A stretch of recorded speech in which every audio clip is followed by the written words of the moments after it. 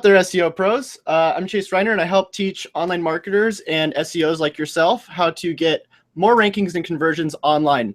Today, I'm here with Adam Erhart, and he's actually going to be telling us a little bit about his channel as well, which kind of focuses on online marketing and things related to growth hacking as well. So without further ado, let's just introduce you, Adam. Hey everybody, Adam Erhart from, guess the main website is adamerhart.com, which is ADAMERHART.com.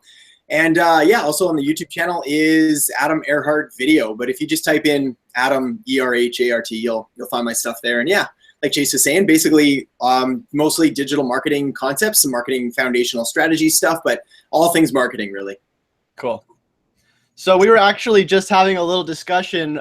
This is kind of just going to be like a discussion. Adam's going to be telling us a little bit about what he's been seeing in terms of the online marketing industry these days. And right now we've actually just been talking about PBNs, which a lot of you guys know. I talk about this a lot. I really discourage this stuff. So Adam, we were in the middle of this and we were like, oh, let's just go live. What were we talking about? Do you remember? Yeah, we just hit on PBNs because we're talking SEO and some of the tactics around it. And sort of, I guess my question was sort of your take on PBNs, because what I've seen a lot is it really depends on the sophistication of the SEO that's doing it and what methods they're using. And what I've noticed is that sort of like those that are in it for the quick hit are definitely gravitating for PBNs. And then if you're looking to build like a more viable, long-lasting strategy, it's starting to move towards the other areas like content development and proper research and all that other stuff, ethical white hat link building and things like that. So yeah, I was curious to get your take on it and what you see that's working right now as well. Yeah, so I mean, for me, I see a lot of people really like heavily promoting PBNs right now because, you know, they work to a certain degree. Like people keep coming. I get a lot of questions, and a lot of people come to me and they're like, Chase, you know, why aren't you promoting PBNs? Why don't you like want to buy expired domains and then do 301 redirects from those expired domains to like, you know, new domains and start getting rankings like that? And I just start like thinking like, what is the value long-term of this? Like SEO, the whole point of SEO, in my opinion, is to have long-term value for your business. Like if you want to do short-term value, then go ahead, do Black Hat, buy PBN, start doing search engine marketing, get leads for about 2 months, but realize that like Google's algorithms are getting more and more intense. And like the new algorithm that Google came out with, the Penguin 4.0, is like even more highly geared to picking up these PBNs. So like I've almost like last night I was considering, I always have these ideas when I'm about to go to sleep. And I was considering like, why don't I just start getting some other websites going that aren't related to me and just start buying PBN links to, and then record like those rankings, like, you know, either go up and then get penalized or what. But I don't see long-term value in it. I think it's ridiculous. Yeah, fair enough. I think that's sort of what we've been noticing as well, in the direction that we've been taking is, I mean, I guess that's the whole chat here, right? Is between sort of long-term versus short-term strategies and tactics. And I think if you're looking for short-term like business boosting, there's better ways to go about it rather than starting to incorporate risky tactics or risky SEO moves. There's so many other options that you can do for those short-term hits to growth hack your business. Yeah. And the other thing that I talk about a lot too, Adam, is like the fact that you can use your time better learning things that are actually going to be long lasting. Where if you're learning all like PBNs, like what are the best PBNs to buy? Like how do I get away with doing PBNs? Like you end up learning a bunch about PBNs and like how to do it correctly, that by the time it stops working, or anything that you're going to be learning Black Hat, you can't keep that knowledge. You have to go back to square one and compete with all the other white hats unless you go on to the next Black Hat thing. Yeah. So unless you're like really amazing at Black Hat and like that's all you do and you generate like really short-term revenue from this stuff and it's like a lot of money, like in the long run you might be able to make more money, but it's also very unethical. So I don't know. I mean, for me, I get much more joy out of doing like ranking with white hat and like feeling the accomplishment of creating something really valuable for people than just doing Black Hat and like doing sketchy stuff. So we could go into a whole nother conversation about this. So going back to the original thing we were talking about before PBNs was So what have you been seeing like in terms of marketing? Like, because I know you kind of you go into a bunch of different subjects. So like, what is some of the things that you really have been spending a lot of time on lately? Cool. So essentially the foundation of everything that I do and everything that I believe in, and I just like try and bash it over the head just a million times, is strategy. Like, it's all about strategy. So everybody's always coming out with the new tactics, right? You should do this, you should do that, or you should do this, or you should do that. And everybody's sort of jumping all over the latest and greatest crazes. And they totally forget about the strategy, which means that every single day, every single week, every month, you've got to learn something new. You've got to try and apply it in your business. And you've got to go out there and find out that maybe it works, maybe it doesn't. You just wasted a ton of time, a ton of energy, a ton of money trying to figure this out. So it's always strategy. And really the pillar of that is the customer. So we try and figure out, okay, well, who's the customer that you're trying to serve? And then where are they? And that's it. I mean, that's the foundation of everything that I do. And then from there, yeah, we talk about, all right, well, is Facebook ads going to be for you? Is SEO strategy going to be really good? Is a content marketing strategy going to be good? And at the end of the day, the sort of the pillars of it are, they work across channels. So it'll be like a content marketing strategy where the goal is to educate. And then we make sure that, yeah, we've got it properly optimized for SEO, whether it's through video SEO or organic through the search engines. So really basic stuff, and some smaller like niches or markets are still able to get that powerful hit. And then we boost it with a lot of Facebook ads. We throw money at it where we need to, but that's the foundation. So identify your market, find out what their questions are, answer them with some really good content, then throw some money at it, either through Facebook ads or AdWords or whatever you want to do, wherever lines up with your market. Yeah, so I mean, I've actually seen the reason I found your channel is I'm constantly looking for people, you know, who are good at what they do. And I was telling you this before.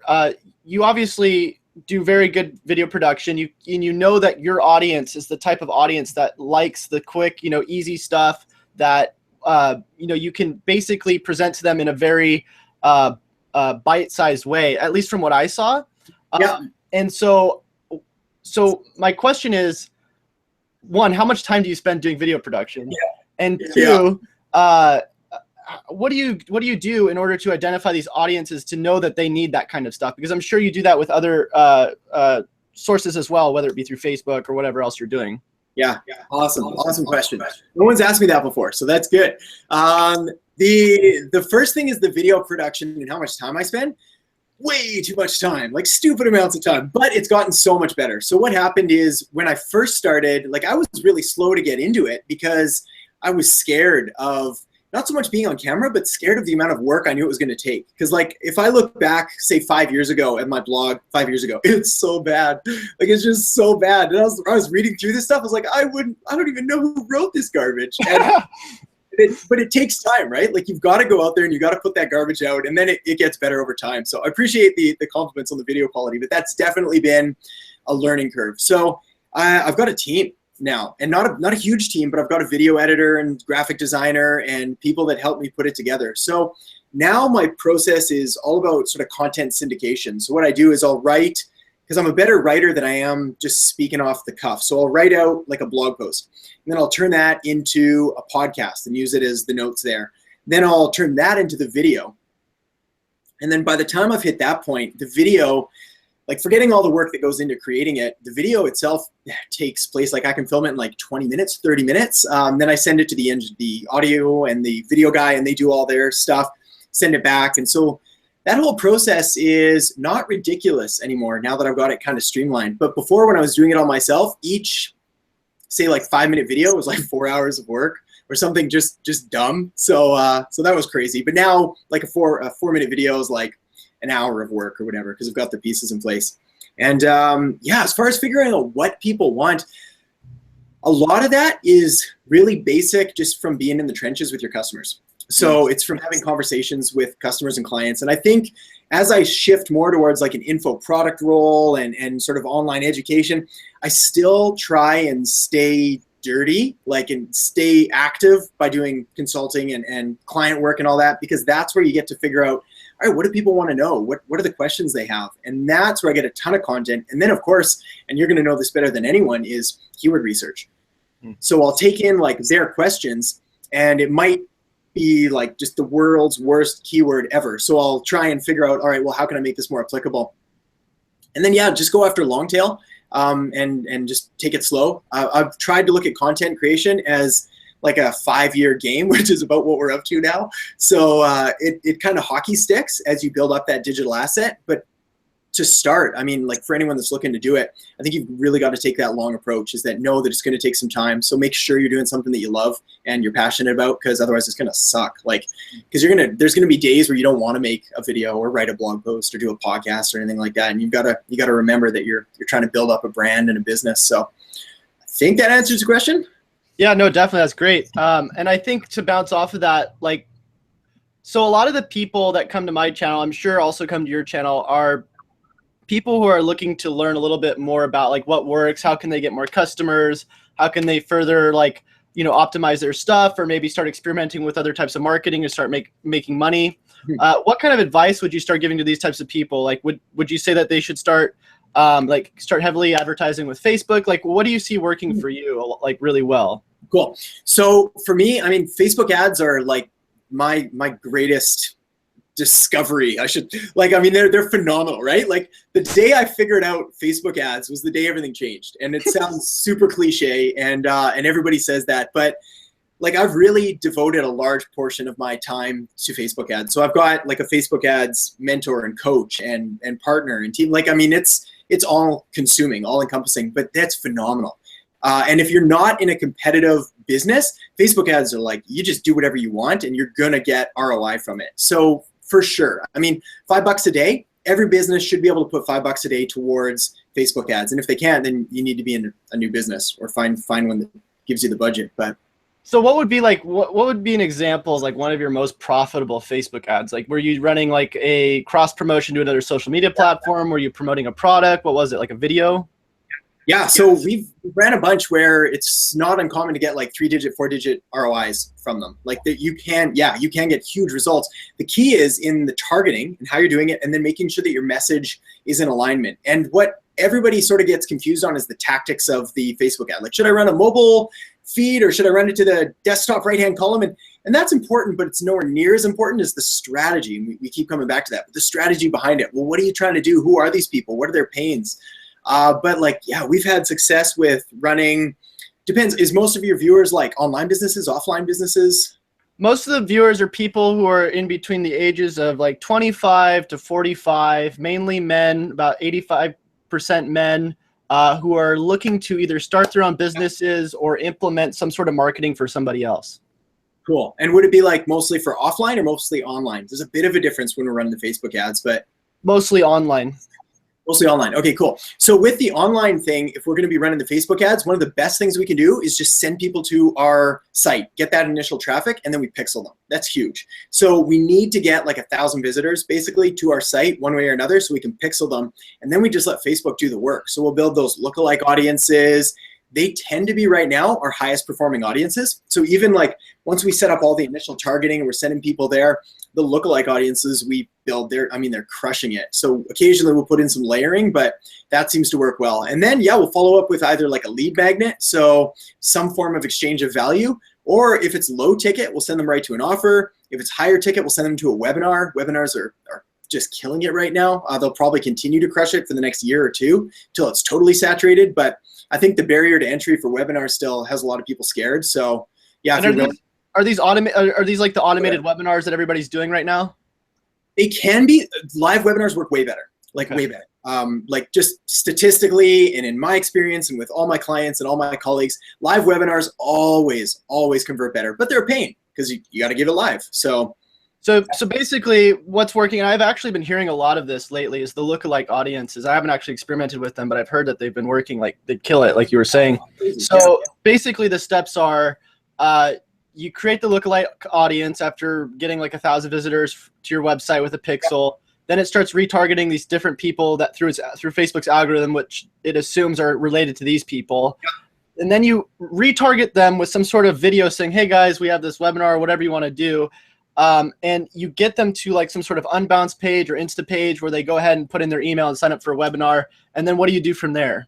Cool. So then it really depends on what you're trying to close them to. Like if it's a consulting service, the webinar is going to close them to like a strategy call, which some people have been bashing and they're like, no, don't do strategy calls anymore. They still work. Like I don't know where these people are getting their advice. I think they sort of like, no, don't do that. Do what I'm doing, which is selling something completely different. I'm like, no, do what works. Always do what works. So test it. But yeah, if you're selling high ticket, send them to a strategy call. You got to get on the phone with them. If it's low ticket, you can send them right to an offer.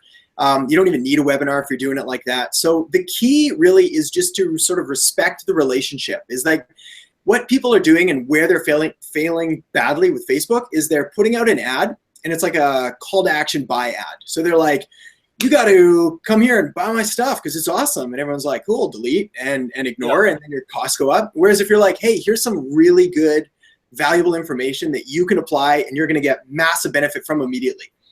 Then you give it to So basically give away your most valuable thing for free without giving everything away, and then grab some sort of sign up for like an individual one-on-one call, right? That's what you're saying, and then somehow funnel them into something else that you're probably selling, like whether it be SEO or social media marketing or whatever it is, right?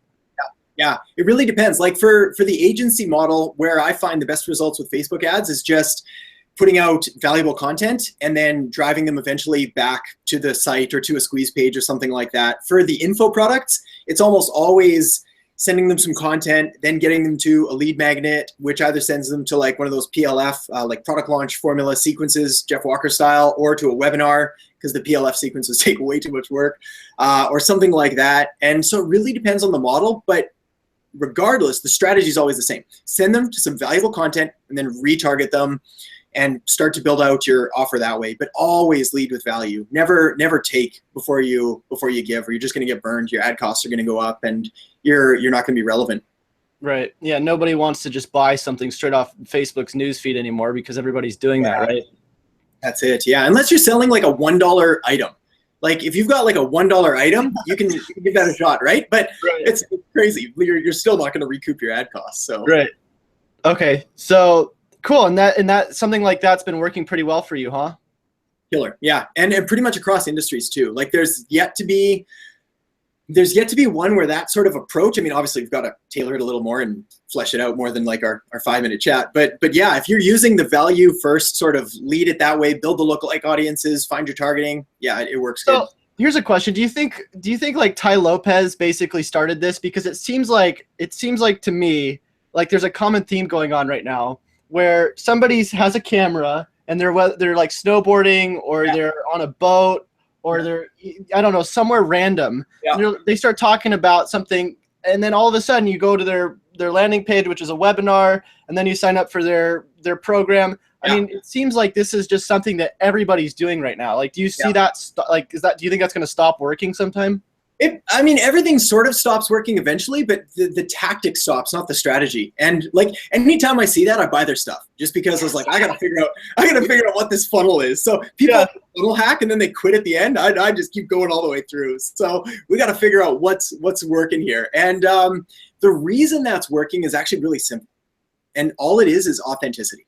That's it. Like, so right now people are just craving authenticity, and they're going to for the next like 5-10 years. I mean, I don't have a crystal ball, but like this trend to be real and to do live video and to do the sketchy iPhone hold and to like, oh no, I messed up and I dropped something in my interview and like whatever it is, like totally awesome. People are just eating it up, which is crazy and awesome, because all of the polishing and all of the work that takes, you don't have to do that anymore. You just sort of, as long as your message is valuable. And that's, I think, the key point is that like with Ty Lopez, he's sort of doing the lifestyle videos and all that, but he's a smart man. Like he's selling the dream, and he's not just sort of being authentic, but he's like giving you this aspirational, you can also do this, even though like, I mean, the guy's built like 8-figure businesses. It's like, so he's kind of like, he's like, but you could do it too.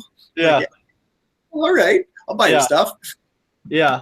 I mean, and like you said, like I've even been doing that too, where I'll see something like that and then I'll go, okay, I'm going to follow this. I'm going to sign up for it. Yeah. And then you just see like it's basically the same thing, just with something different that somebody's selling. So, and that's kind of why I've been actually moving away from like, of course, like how you do your videos is amazing. And that's how I should probably do my videos as well. But I just also see the fact that, look, I can still do these live streams and provide unique value without necessarily needing to be like, 1,000 times higher in production. Yeah. Even though that would be nice to have my own like little video playlist for that. But I feel like it's more helpful to the people who are trying to get their message out without needing to have all this crazy video equipment with all this, like this whole team. You know what I'm saying? Like it kind of makes it easier for people. And I think that's what people are looking for, is they're looking for people who are actually kind of starting to branch out, like the more unique people. And that might even start being a strategy where you start doing your videos and you drop your phone in the middle of the video. Yeah, exactly. The Adam and Chase phone drop. It's like, oh, have you guys tried the Adam and Chase phone drop? It's like killer strategy. It's crushing it right now. All you got to do is drop your phone. Yeah, your sales will increase 30%. No, I think what I like to do is kind of a mix of both. So for starters, do you need the high production value? No, you totally don't. And you don't. Eventually, you may want to get there, and it depends on your brand as well, right? Like what are you doing? Eventually you can get there, but you certainly, that should never be the barrier to entry. You should never be like, oh, because I mean, there's guys like Frank Kern's videos. They're amazing. Tony Robbins videos. They're amazing. Like all these guys are putting like $100,000 videos together. There's no way that we want to or could compete with that. So it doesn't even matter. I think the point is that it's value. So however you deliver that best, if that means like a sketchy iPhone hold, or if that means a blog post or a podcast or an infographic or a quick chat or a live stream or whatever, like as long as the purpose is I'm going to help you the best way that I can, always comes back. Like always give without the expectation of getting, and focus on the long term, focus on the value, focus on the brand. Like too many people are especially in direct response right now, it's always like push for the sale, push for the sale, push for the sale. And that's going to get more expensive. Ad costs are already I think they've doubled in the last year. They're going through the roof, and they're going to continue to. So you've really got to build that brand and that value. Yeah. Yeah. It's a lot of good stuff, man. Cool. Well, I don't really have too many other questions. Do you have anything that you want to talk about maybe that could provide value to the people who are listening right now? Yeah, I mean, we hit a lot.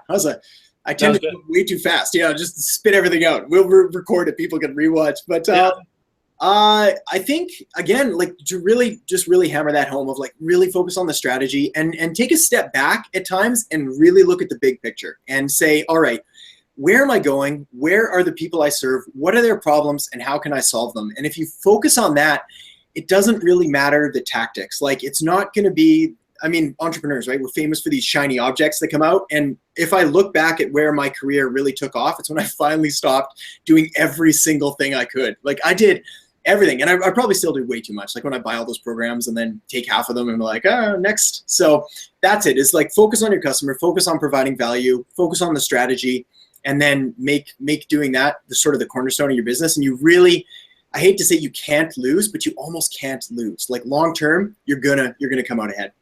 Yeah. And as long as you minimize the shiny objects. Yeah, minimize. Totally. That's the main point. Minimize.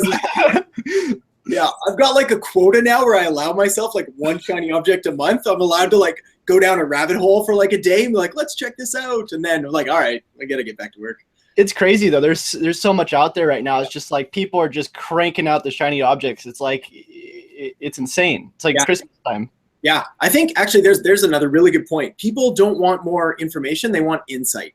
That's it, right? We've got everything you could ever want to learn ever. You can learn how to fly a plane or build a rocket or take up scuba diving. You could take a course, you can get an ebook. So people don't need that. What they need is they need your insight and your personality and your advice on it. Look, I've read all those books. I've taken all the courses. I've done all that. Let me save you that time. Here's what you need in 5 minutes. Just go do this. You're going to get an easy win, and then you can decide what to do next. So yeah, definitely.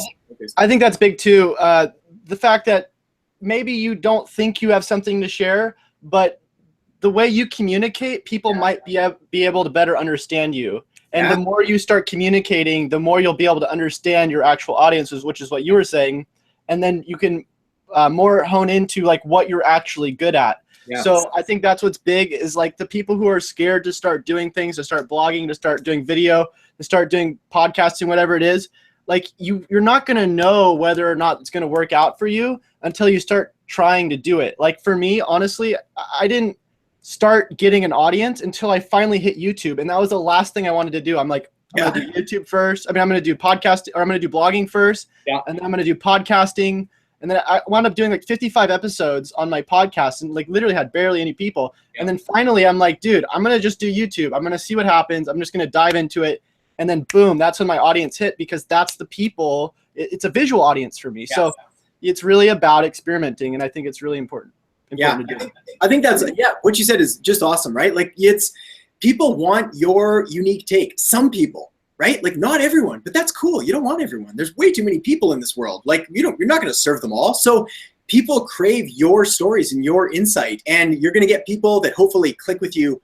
Awesome. And people that just don't at all. And that's great. We want the people that click with us to stick around and to chat and to share their stories and help them. And we want the people that don't click.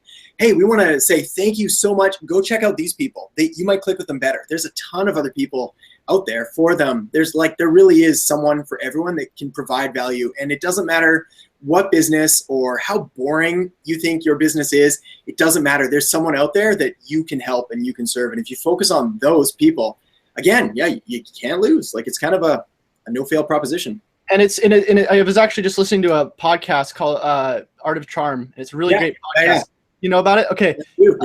They talk all about like body language and like how to like do certain things, like introduce yourself and a bunch of good stuff. You guys haven't seen it, you should definitely check it out. I'll leave it in the description along with Adam's channel. But what I was going to say is, what was I going to say? I was going to say something about the art. Oh, wait, what were we talking about? You're talking about your unique take and your unique personality. Oh, yeah. It's better to have like a very specific audience that you're promoting yourself to. So like for instance, only SEOs or only Facebook or only online marketers, something like, very specific, instead of just trying to be like somebody for everyone. So you should honestly start thinking about, if you haven't already, focusing on like a more specific audience, because you're going to get a better reach and more engaged people if you do that. And then you're going to basically be like a mini celebrity to those people, instead of being a giant celebrity that's trying to please everybody, and which is never going to happen. Yeah, totally. Yeah, you really want to be focused on your people and your message. You can expand later, but definitely start. And I mean, like, yeah, exactly. Either SEOs or online marketers or small businesses. I mean, some of these are even huge in audiences, but it's going to allow you to be relevant and specific and sort of relatable to them and to your audience. And that's really what it's all about. So cool. All right, Adam. Well, if they want to find out more about you, I'm going to leave your channel in the description, which you guys should definitely check him out. He's got some good stuff. Anything else you want to bring up? I think that's everything. Yeah, I think we covered it all. Cool. Well, thanks for coming on this show, man, and hopefully we'll talk to you in the near future. Sounds good. Thanks, Chase. All right, man.